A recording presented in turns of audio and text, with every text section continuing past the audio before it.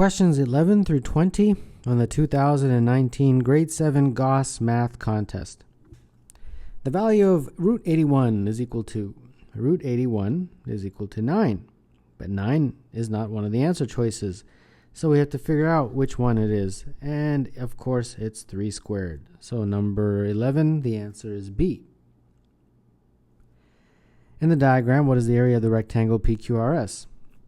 Well, we have to figure out the dimensions, of course, length and width, because the area is length times width. The length would be from here to here, and this is 4, this is minus 4, so that means from here to here is 4, and from here to here is 4, so the length is 8. In a very similar way, we have to figure out the width. Well, the width goes from 2 to negative 2, so that basically means that this is 2 and this is 2. So the width is 4. 8 times 4 is 32, and that's the area. So number 12, the answer is B. A piano has 52 white keys that occur in the repeating pattern of A, B, C, D, E, F, G. The first white key is A. What letter is associated with the 33rd white key? This is a pattern of 7 letters. So every 7 letters, it repeats itself. So 7, 14, 21, 28, 35. Okay. So the first 28 would be A, B, C, D, E, F, G 4 times. And then let's see what happens with the next 7. A, B, C, D, E, F, G. So this is obviously going to be the 29th, 30th, 31st, 32nd, 33rd, 34th, and 35th key. They want the 33rd key, and that is the letter E. So number 13, the answer is E. A circular spinner is divided into 8 equal sections as shown. An arrow is attached to the center of the spinner. The arrow is spun once. What is the probability that the arrow stops in a section containing a prime number that is odd? So we want prime numbers that are odd. All right, let's circle them. 2 is a prime number, but interestingly, it's the only prime number that's even. 3 is a prime that's odd. 4 is not a prime. 5 is a prime that's odd. Well, every prime number is odd after 2. 6 is even. 7 is a prime. 8 is even. 9 is not a prime. So of those 8, only 3 are prime and odd, and there's 8 of them in total, so the probability is 3 over 8. Number 14, the answer is C. Canadian currency has coins with values 2, 1, 25 cents, 10 cents, and 5 cents. Barry has 12 coins, including at least one of each of these coins. What is the smallest total amount of money that Barry could have? So we have to include at least one of each coin. So $2, $1, 25 cents, 10 cents, and 5 cents. So these have to be included. And then there's 12 coins. So these 5 coins, 1, 2, 3, 4, 5, those are mandatory. Now, the remaining 7 coins of the 12 total, we've got to choose them in a way to make the smallest total. Well, obviously, we're going to choose these guys. So in addition to these 5 coins, I'll choose 7 that are 5 cents each. And that will be my sum. So that looks like what? 25, 35, 340. And then 7 times 5 cents is 35 cents. So this looks like 375 if my math is correct. Number 15, the answer is A.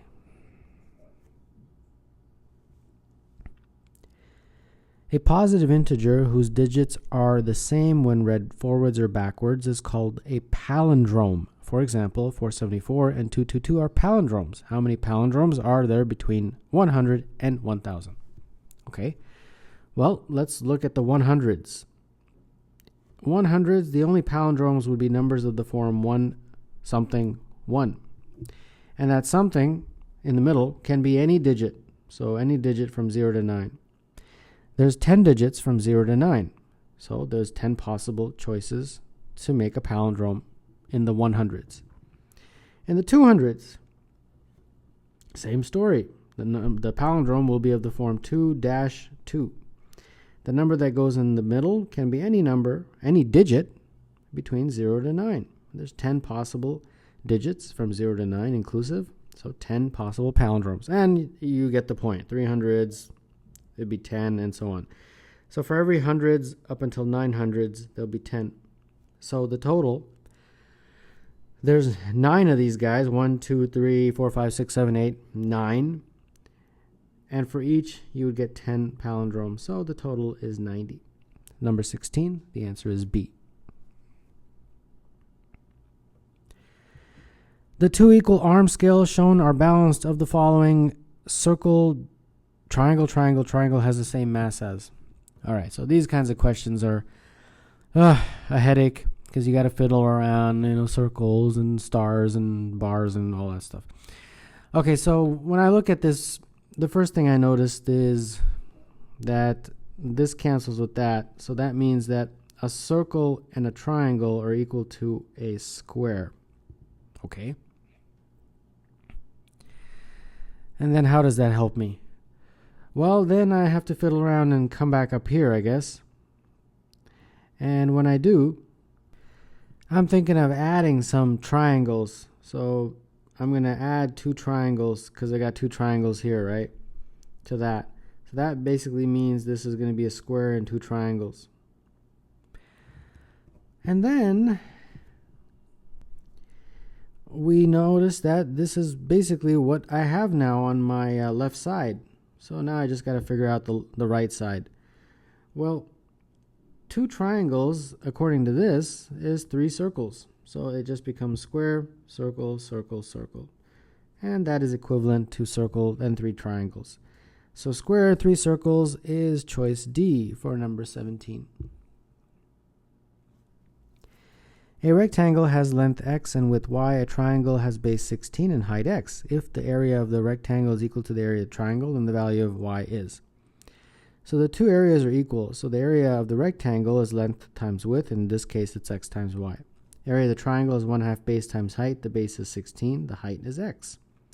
Okay, so that means xy is equal to 8x. The x's cancel, and all you're left with is y is equal to 8. Number 18.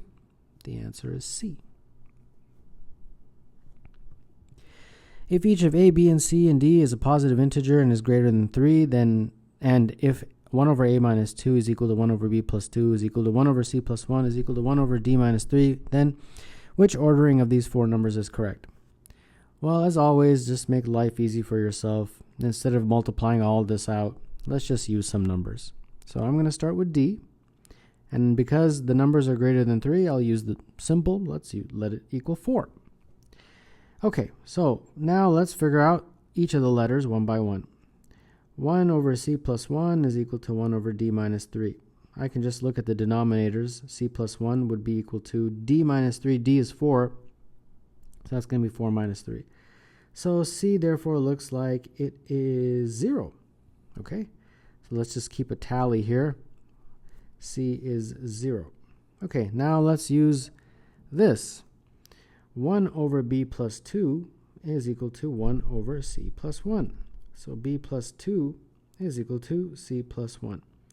So B plus 2 is equal to 0 plus 1, which is just 1. So therefore B is negative 1. B is negative 1. And then finally, we figured out for A, so 1 over A minus 2 is equal to 1 over B plus 2. So just look at the denominators. A minus 2 is equal to B plus 2. B is negative 1, so negative 1 plus 2. So that means A is equal to, that's going to be 1 plus 2. A is equal to 3. Okay, and now we just have to order them, looks like from smallest to largest. So smallest is B, then C, then A, and then D. So it would be like that, B less than C less than A less than D. And of the answer choices, that it would be represented by E.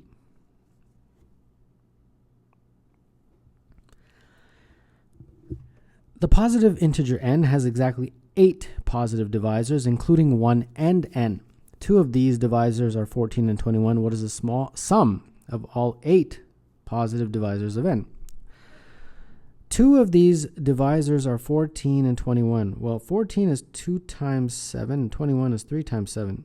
So that number n could be 2 times 3 times 7. Not necessarily, but it could be. That would mean 42. And I think 42 is n, because 42 has 8 divisors. How do I know that immediately without looking at what the divisors are? There's a little bit of a trick. You guys are in grade 7, so you may not know this. When you have a number broken down into its prime factors, look at the exponents. And then to figure out the number of divisors, you would actually just have to do the following. You take the first exponent, which in this case is 1, and add 1. Then multiply by, take the next exponent, which in this case is 1, add 1. And then you take the other exponent, which in this case again is 1, and add 1. This is 2 times 2 times 2, which is 8. That's how many divisors. And that will work with any scenario. And that's exactly what the question told me, that the number n has 8 divisors. So it's 42. Now all I have to do is just list them. The divisors of 42 would be 1, 2, 3, 7. 2 times 7, which is 14. 3 times 7, which is 21. And 2 times 3, which is 6. And then, of course, the whole thing, which would be 2 times 3 times 7, which is 42. These are the 8 divisors. And now I just have to add them because they want the sum. And when you add them all up, you get 96. So number 20, the answer is D.